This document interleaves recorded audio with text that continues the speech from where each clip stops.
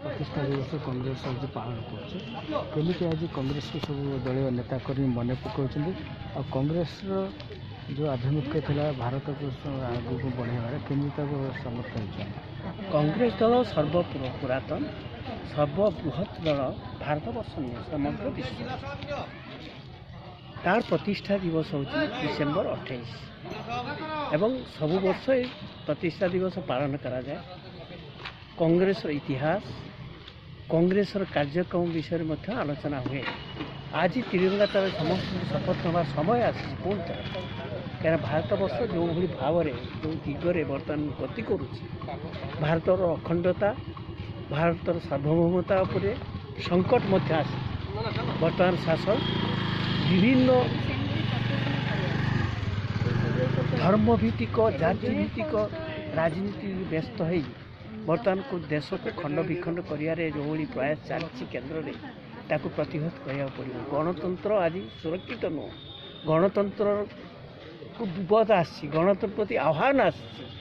ଆଜି ଯିଏ ଯାହା କହିଲେ ବି ଆନ୍ଦୋଳନ କଲେ ବି ତାଙ୍କ ବିରୋଧରେ ପ୍ରକୃତର ସତ୍ୟକୁ ନ ଯାଇ ତଥ୍ୟକୁ ନ ଯାଇ କେନ୍ଦ୍ର ସରକାର ଯେଉଁଭଳି ଭାବରେ ଆକ୍ରୋଶମୂଳକ ଭାବରେ ଆଲୋଚନା କରୁଛନ୍ତି, ପର୍ଯ୍ୟାଲୋଚନା କରୁଛନ୍ତି ଏବଂ ସେମାନଙ୍କୁ ଯେଉଁଭଳି ଭାବରେ ବର୍ତ୍ତମାନ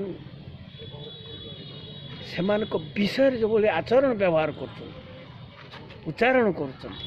ଆଜି କୃଷକ ଆନ୍ଦୋଳନ ସାରା ଭାରତବର୍ଷରେ ଆଜି ଯେଉଁମାନେ ଭାରତବର୍ଷର ଅନ୍ନଦାତା, ଭାରତବର୍ଷର ଅର୍ଥନୀତି ଯେଉଁମାନଙ୍କ ପାଇଁ ସୁଦୃଢ଼, ସେମାନେ ଆଜି ରାସ୍ତାରେ ଅଛନ୍ତି। ତାଙ୍କୁ ବର୍ତ୍ତମାନ କୁହାଯାଉଛି ମାଓବାଦୀ, ଦେଶଦ୍ରୋହୀ। ଏବଂ ଆମେ ଭାରତ ଯେଉଁ ପ୍ରଧାନମନ୍ତ୍ରୀ କିଷାନ ଯୋଜନାରେ କେତେ ଜଣଙ୍କୁ ଦେଉଛି ପଇସା, କେତେ ଟଙ୍କା ମାସକୁ ଦେଉଛି? 500 ଟଙ୍କା। ଠିକ୍ ଅଛି, 500 ଟଙ୍କା ଗୋଟେ ଗରିବ ଚାଷୀକୁ ଦିଆହେଉଛି, ପ୍ରଧାନମନ୍ତ୍ରୀ କହୁଛନ୍ତି। ସେଇମାନେ ହିଁ କୃଷକ, ମାନେ କୃଷକ, ସେଇମାନେ ସେତିକି କୃଷକ ଅଛନ୍ତି ଯେ ପ୍ରକୃତ କୃଷକ ଯେଉଁମାନେ ଚାଷ କରୁଛନ୍ତି, ଯେଉଁମାନେ ଅର୍ଥନୀତିକୁ ସୁଦୃଢ଼ କରୁଛନ୍ତି, ସେମାନେ ବର୍ତ୍ତମାନ ରାଜରାସ୍ତାରେ ତାଙ୍କ ବିରୁଦ୍ଧରେ ଆଇନ କରି ବର୍ତ୍ତମାନ ଯେଉଁ ଅବସ୍ଥା ସୃଷ୍ଟି ହେଇଛି ଭାରତବର୍ଷରେ, ସେମାନେ ବର୍ତ୍ତମାନ ରହିଛନ୍ତି। ଆଲୋଚନା କରି ତୁରନ୍ତ ସମାଧାନ ହେବା ଦରକାର। ଗଣତନ୍ତ୍ରରେ ଆଲୋଚନାର ଆବଶ୍ୟକତା ଅଛି। ଗଣତନ୍ତ୍ରରେ ଆଲୋଚନା କରି ସମସ୍ୟାର ସମାଧାନ କରିବାର ଅଛି, ଆକ୍ରୋଶ କରି ନୁହଁ, ତାଙ୍କ ବିରୋଧରେ ସ୍ଲୋଗାନ ଦେଇକି ନୁହଁ। ସରକାର ଏ ଚେତନା ମଧ୍ୟ ରହିବା ଦରକାର। ଯାହା ଗଣତନ୍ତ୍ର ବର୍ତ୍ତମାନକୁ ଗଣତନ୍ତ୍ର ପ୍ରତି ଆହ୍ୱାନ ଆସିଛି। ଗଣତନ୍ତ୍ରକୁ ରକ୍ଷା କରିବାକୁ ପଡ଼ିବ, ଦେଶର ଅଖଣ୍ଡତାକୁ ରକ୍ଷା କରିବାକୁ ପଡ଼ିବ। ଆଉ କଂଗ୍ରେସର ଇତିହାସ, ସ୍ୱାଧୀନତା ପୂର୍ବର ଇତିହାସ, ସ୍ୱାଧୀନତା ପରେ ଭାରତବର୍ଷକୁ ଗଠନ କରିବା ଯେଉଁ ଇତିହାସ, ଆଜି ସମସ୍ତଙ୍କୁ ମନେ ରଖି କଂଗ୍ରେସକୁ ଦୃଢ଼ କରିବାକୁ ପଡ଼ିବ, ଶକ୍ତିଶାଳୀ କରିବାକୁ ପଡ଼ିବ।